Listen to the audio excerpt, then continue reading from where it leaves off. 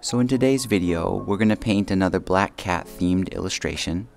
The scene looks a little complex at first, but I'll show you how to break it down and illustrate it efficiently.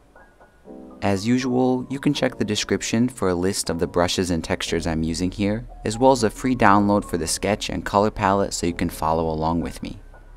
So an illustration like this has a lot of parts and it can be a little bit overwhelming at first. So what I like to do is try to just cut it up into simpler illustrations. So for this one, I see the paintings as one illustration, the chair as an illustration, and then the cat as yet another illustration.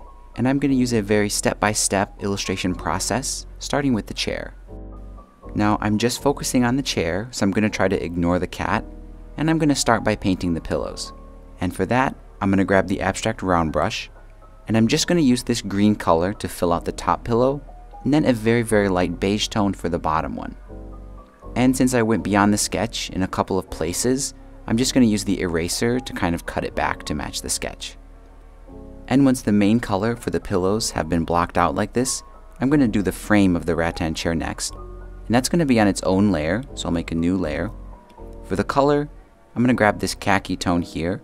And for the brush, I'm actually going to use a default Procreate brush called Freycinet, and you can find it in the brush library under the drawing tab. And I'm going to use that at a pretty small size to trace out this frame here. And of course, if you look closely at this kind of rattan framework, you'll see it doesn't make any sense if this was an actual chair. But it's really a background detail, and it's not the focal point of the illustration, so I'm not going to spend a lot of time making it perfect. And I think the color for this looks a little bit too uniform. So I'm going to use a slightly darker version of this rattan color and use that toward the back and the bottom of the chair. Now for the next step, we can tackle the patterns or surface textures on these different materials here.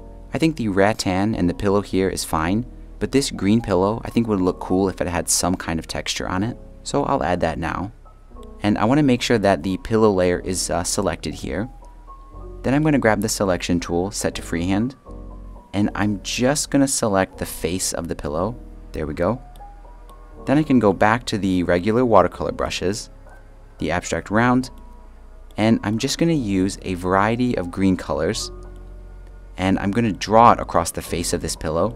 And you can see it's limited just to the face because I made that selection. And I'm just going to do a bunch of random stripes like this. And there we go. I think that looks pretty good. And I think overall, this pillow is looking a little bit too soft and pastel. I want it to be a richer green. So I'm going to fix that with the selection tool, set to freehand. And I'm just going to select the whole pillow like that. Then I'll go to hue, saturation, and brightness. And I'm just going to mess with these and try to find a green color that fits what I imagined a little bit better. There we go. That's an optional thing, but sometimes I do have to course correct my illustrations while I'm painting them, even when I use a color palette. And since nothing else here on the chair needs any patterns or textures, I can move on to the third illustration step, which is shading. And I'll start with the pillows. So I'm going to make sure the pillow layer is selected. And I like to use the selection tool set to freehand to do my shadows. It's just more convenient. So I'm going to make a shadow here on the side of the pillow. So I'm just going to draw and select that area. Hue, saturation, and brightness, and I'll darken it a little bit. Now for a softer shadow here, it's like the top of the shadow, the pillow here would be catching a highlight, and then it would get darker as it goes down here. So I'll make a selection that covers that area that should be darker. I'll feather it out quite a bit, and again, I'll darken it with the brightness slider. And I'm going to use that same process on the bottom pillow as well. Now for the shading on the rattan chair itself, there's not really much that needs doing. I just want to darken this kind of back leg. So first I want to make sure that the rattan chair layer is selected. And again, I'll use the freehand selection tool. Just select that shadow area and darken it. And once the shading is done, I can move on to the fourth and final step of my process, which is adding all the remaining miscellaneous details with the fine liner pen. And I prefer to do those on their own blank layer. So I'll make a blank layer that's above every layer for the chair so far. For the brush, again, I'll use the fine liner pen. And I'm just going to go over this and add any kind of little detail that I feel inspired to make. I think you can do whatever you want, but for me, I definitely wanted to add tassels and a little bit of strapping holding the rattan chair together. And just like that, just following those 4 simple painting stages, the chair is all done and we can move on to the cat. So I'm going to make a new blank layer above the chair. I'm going to use a very dark bluish black color, the fine liner pen this time because it's very opaque, and I'm going to fill out the silhouette of the cat. Now the next step I usually do is add the pattern or the texture of the cat, but it's just a black cat so there's no texture to add, so I'm going to skip that step and move directly into the shading. So this is tricky because we have a black cat and the sketch is not really showing through. So I'm going to lower the opacity of the cat layer here, just so we have a chance to see the sketch a little bit better. I think I'll also darken the sketch as well. There we go, we can see it a little bit better. Now just like before, I'm going to use the selection tool set to freehand for all the shading. And I think I'll do a highlight along the back here. So I'll make a selection that covers that area. Circle back, hue, saturation, and brightness. But obviously the cat is black, so I need to brighten this to make a highlight. It's a little bit hard to see, but I'll just brighten it a little bit like that. Now I can return the cat layer here back to 100% opacity, and you can see what we did. It makes sense that there's a hard outline here, but I want to soften this. So I'm going to grab the water blender brush and do that real quick. The other highlight I need to do is along the back leg. So I'm basically going to do the process over again. So I'll lighten the cat so I can see the sketch. Freehand selection tool.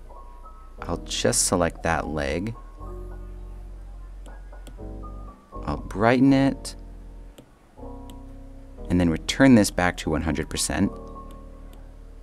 And use the water blender to smooth out any hard edges that I want to be soft. And with the shading all done, I can finish this cat up by adding the details, which is pretty much just the face. So I'm going to make a blank layer above the cat. And once again, it's a little bit hard to see the sketch, so I'm going to lighten the cat layer. There we go, just temporarily. But I'm still going to make sure I'm working on a layer above the cat. And then I'm just going to use the fine liner pen brush and add all the remaining details. And once I set the opacity of the cat back to 100%, you can see it's all finished. Now, since you've watched the video all the way up to this point, I don't think I'm going to explain the step-by-step process again just for the frames. I think it's pretty simple. The only trick, I guess, is I did use the abstract round to do the frames and the mats, just because I liked how it had that kind of layering transparency effect. But all the other details I just did with the fine liner pen.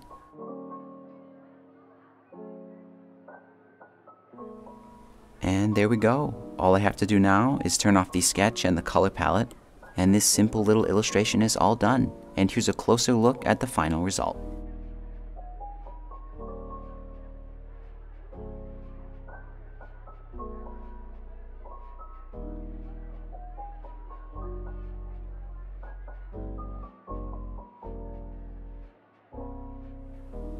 And that pretty much wraps it up.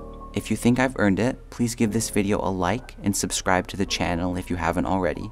And if you like this simple, cute illustration style and you want to paint more like this, I think you'll love to watch these 2 videos next.